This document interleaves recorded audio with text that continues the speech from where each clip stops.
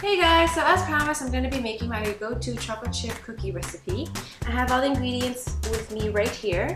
And along the way, I'll tell you little tips and tricks that you could use when it comes to baking. And yeah, let's get started. You'll need 2 1/4 cups of flour, 1 teaspoon of baking soda, 1 cup of butter softened, 2 eggs at room temperature, 1 teaspoon of pure vanilla extract, 1/4 cup of white sugar, 3/4 cups of packed brown sugar. Make sure you push it down into the cup. 2 cups of semi-sweet chocolate chips, or you can also use white chocolate chips, and 1 package of instant vanilla pudding mix, which is equal to about 3.4 ounces, and this is the secret ingredient. You want to make sure when you're baking that the rack for the oven is on the middle slot. A lot of recipes will tell you to preheat the oven beforehand. My oven right here doesn't have the preheating option, so what I usually do is I preheat the oven for about 5 minutes before. But just to show you guys how it's done, this recipe calls for 350 degrees Fahrenheit, and the time, for example, will be 5 minutes.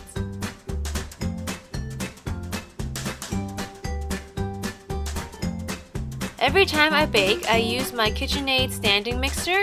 You don't necessarily have to use a standing mixer. A lot of people will mix it by hand, but to save a lot of time, I do recommend an electric mixer.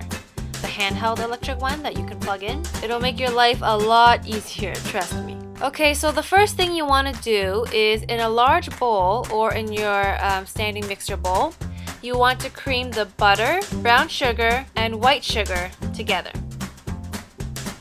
You want to mix it until it becomes very well blended together.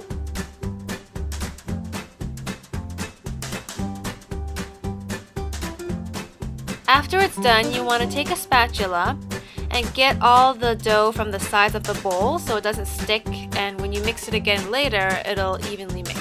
And to make sure you don't have any clumps hiding in there. Okay, so go ahead and beat in the pudding mixture until it's well blended.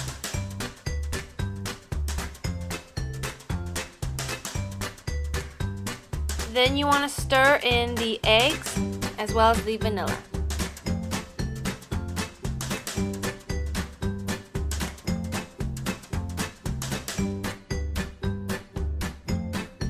Next, you want to get a sifter and put it on top of your bowl and take the 2 1/4 cups of flour and put them in the sifter.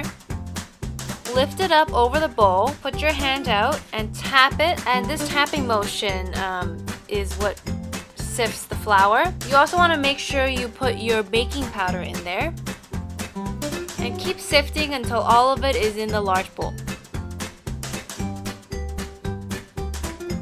Once it's in there, you want to blend it together with the mixture.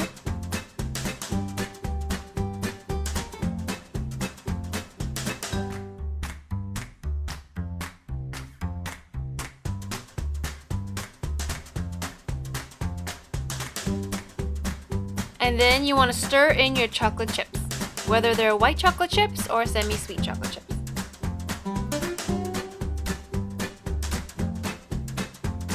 Then you want to lay down some parchment paper, or you can use one of those silicone layers that you can put on top of your baking pan. Those are very mess-free. I haven't tried them yet, but let me know how it goes if you guys use one of those. You can use an ice cream scoop, which is what a lot of people do to scoop out your cookies. Or if you don't have that available, you can take 2 spoons, scoop the mixture with one, and with the other, kind of push it off of the spoon. Hit bake and set it at 350 Fahrenheit or 175 degrees. Make sure that you bake for around 10 to 12 minutes. Every stove is a little bit different, which is why most recipes give you that range, so you do have to kind of play around with it a little bit. Visually, the edges should be golden brown, so when they're golden brown, you can take them out. When they're done, make sure you have a towel or some mittens so that you don't burn yourself. Take them out. You're supposed to let them cool for a little bit after you take them out of the oven, but for the purpose of this video, I'm going to immediately put them on my cooling rack. And here are your cookies. You can kind of make them any shape you want, but you don't want to make them too big or else they're not going to cook properly. So if we break them open, you'll see it's kind of a mixture between a cookie and a bit of a cakey texture. And that's it. So I have another batch in the oven. Should be the last one. And while these ones are finished, they're just cooling off on the cooling rack. Try it out. Let me know how it goes in the comments below. And yeah.